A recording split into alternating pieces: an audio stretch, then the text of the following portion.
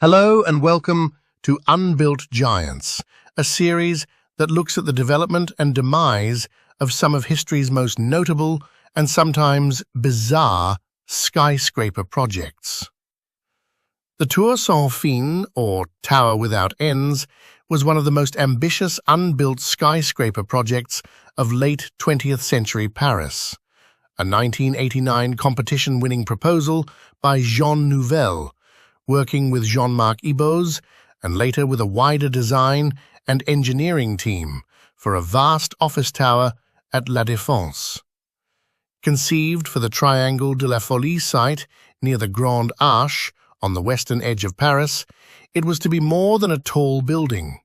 It was designed as an architectural paradox, a skyscraper whose presence would be defined by disappearance.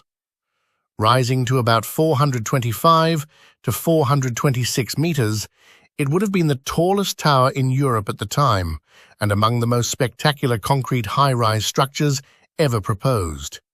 Yet, its importance lies not only in its scale, but in the conceptual clarity of its image. Nouvel imagined a tower with no perceptible beginning and no perceptible end, emerging from a dark excavation in the ground and dissolving into the atmosphere above La Défense. The project belonged to a particular moment in the history of La Défense. By the late 1980s, the business district had already become the main high-rise zone of metropolitan Paris, but it was still evolving from an infrastructural and corporate landscape into a symbolic urban composition. The CNIT, completed in 1958, had marked the district's early modernist confidence, while the Grande Arche, designed by Johann Otto von Spreckelsen and inaugurated in 1989, had given La Défense a monumental civic identity on the historic Parisian axis running from the Louvre through the Champs-Élysées and the Arc de Triomphe. The area around the Grande Arche, however, was not yet fully consolidated. The site identified for the Tour Sans Fin was a difficult and constrained plot at the Triangle de la Folie, close to major roads, railway infrastructure, and the RER, and near the great cubic mass of the Arche. Rather than treating these restrictions as reasons for a cautious scheme, Nouvel and Ibos proposed an extreme counterform. Not another arch, slab, or orthogonal corporate tower, but a pure, narrow cylinder. The tower's relationship with the Grande Arche was central to its conception. The arche was horizontal, cubic, massive, and voided. The Tour Sans Fin was to be vertical, circular, slender, and dematerializing. It was not intended simply to compete with the Arche by height, nor to contradict it through spectacle alone. Its cylindrical profile, around 42 to 43 meters in diameter, was conceived as a complementary gesture: circle against square, vertical tension against monumental horizontality, apparent immateriality against mass. The design therefore formed part of Nouvel's wider interest in context, but not in the conventional sense of mimicking neighboring forms. Its contextual response was abstract and relational. It answered the Arche by becoming its opposite, and in doing so attempted to extend La Défense's sequence of emblematic structures.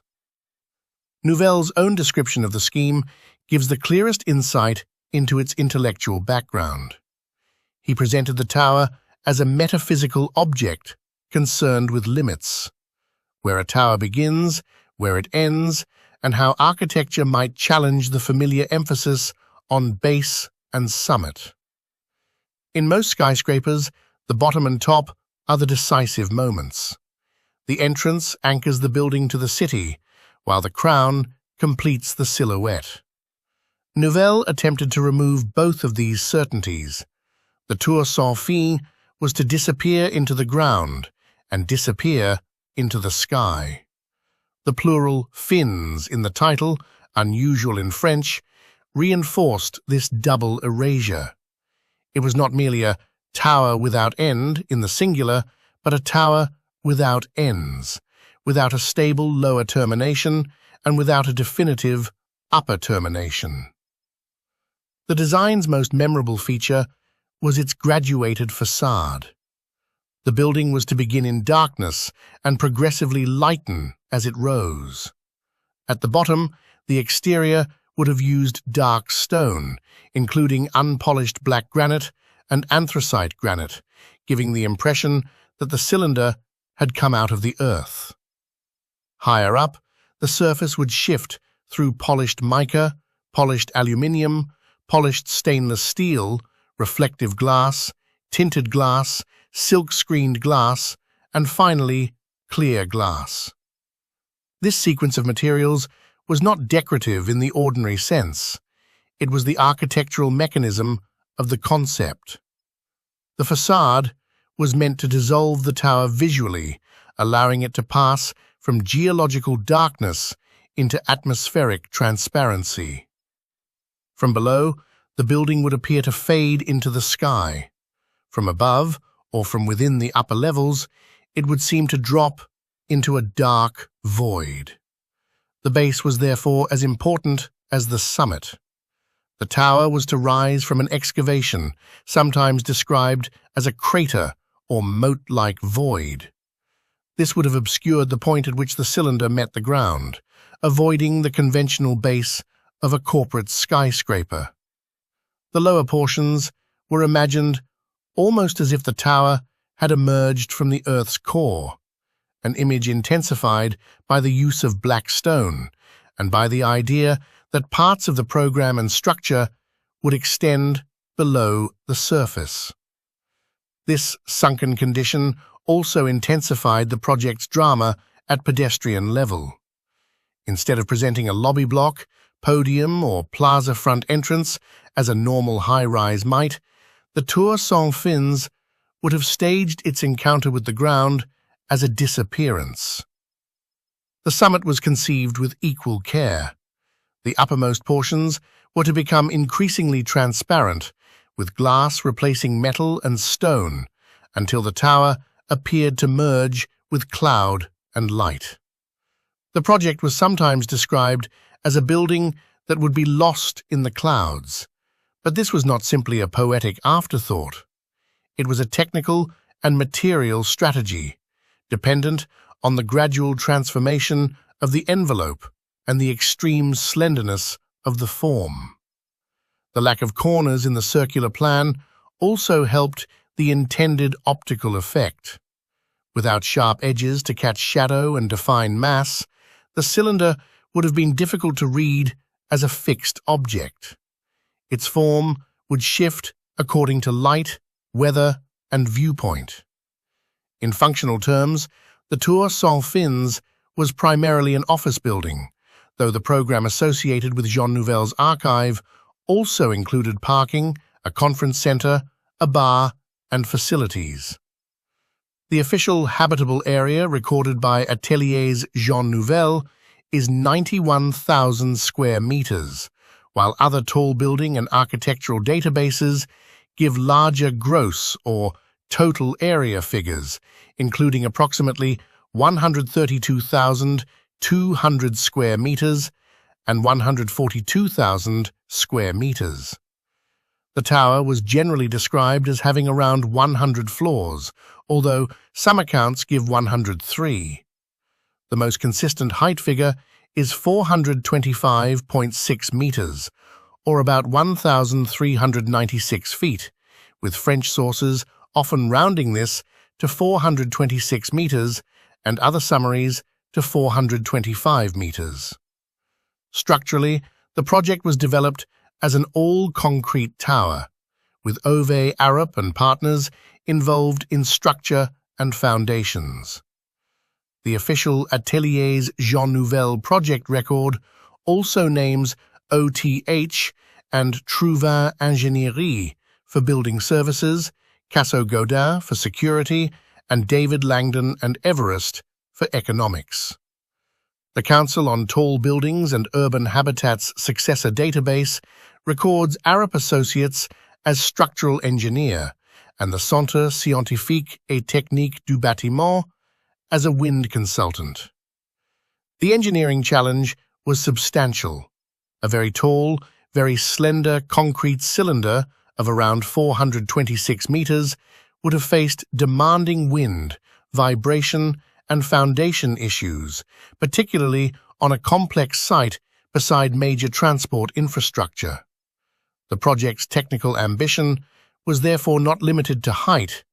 It also lay in reconciling an unusually pure architectural form with the practical requirements of structure, services, lifts, wind behavior, and occupant comfort. The vertical organization was also unusual. Accounts of the scheme describe the lifts as being placed towards the sides of the tower, rather than concentrated in a conventional central core. This arrangement would have allowed panoramic views during ascent and freed more of the central area for office use. It also aligned with Nouvel's desire to make movement through the building part of the experience of verticality. The tower was not merely to be occupied floor by floor, it was to be perceived as a long ascent through changing materials, light, and atmosphere. At the top, a tuned mass damper was planned to absorb vibrations, a significant feature for a tall and slender tower exposed to wind loads. The design and development history extended across several years. Atelier Jean Nouvel records the project dates as 1989 to 1992, with the client listed as SCI Tour Sans Fins and the assignment identified as a competition-winning project. The competition team included Jean Nouvel and Associés, with Jean Nouvel and Jean-Marc Ibos, while later studies involved Jean Nouvel, Emmanuel Catani, and Associés. Françoise Reynaud is identified as project architect for the studies, and the wider team included numerous architects, perspective artists, model makers, engineers, and consultants. Other architectural sources extend the project period to around 1994, which suggests that design development and related studies continued beyond the initial competition and official project dates. The Tour Sans Fins also occupies an important place in Jean Nouvel's wider career. Coming after the Institut du Monde Arabe and before projects such as the Fondation Cartier pour l'Art Contemporain, it sharpened his long-standing interest in facades as devices of perception rather than mere cladding. Nouvel's architecture often turns the envelope into a mediator between inside and outside, solidity and reflection, presence and absence. The Tour Sans Fins was one of the clearest early expressions of this tendency. Its facade was not simply a skin around office floors, but the subject of the project itself, an instrument for making a building appear to vanish. Later critics have seen the scheme as a key episode in Nouvel's fascination with ambiguity, atmosphere, reflection, and dematerialization. The reasons it was not built were both economic and technical. The early 1990s brought a severe downturn in the property and office markets following the Gulf War and a wider economic crisis. Large speculative office projects became harder to finance, especially one as ambitious, tall, and technically demanding as the Tour Sans Fins. The Cité de l'Architecture et du Patrimoine states that the post-Gulf War economic crisis prevented its realization. Other accounts add that technical reasons also contributed, which is plausible given the height, slenderness, foundation requirements, wind issues, and unusual facade strategy. Substantial money had reportedly already been spent on studies before cancellation, with some accounts citing around 20 million French francs. The project was finally abandoned without construction, and the site was later occupied by a much lower office development rather than Nouvel's 426-meter cylinder. The Tour Sans Fins was ultimately a proposal about the limits of architecture, both poetic and practical.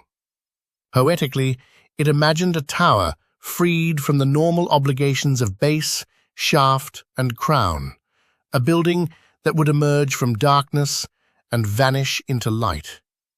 Practically, it exposed the difficulty of realizing such a vision within the economics of commercial development and the engineering demands of a supertall structure. Its history is therefore not simply the story of a cancelled skyscraper. It is the story of an architectural idea carried to the edge of feasibility at a particular moment in Paris's late 20th century urban development. Though never built, it remains one of Jean Nouvel's most compelling projects and one of the defining unbuilt monuments of La Défense, a tower that failed to enter the skyline but succeeded in becoming an enduring image of architectural infinity. Thank you very much for watching this video. If you enjoyed it, please hit the like button and consider subscribing for more episodes coming soon. See you next time.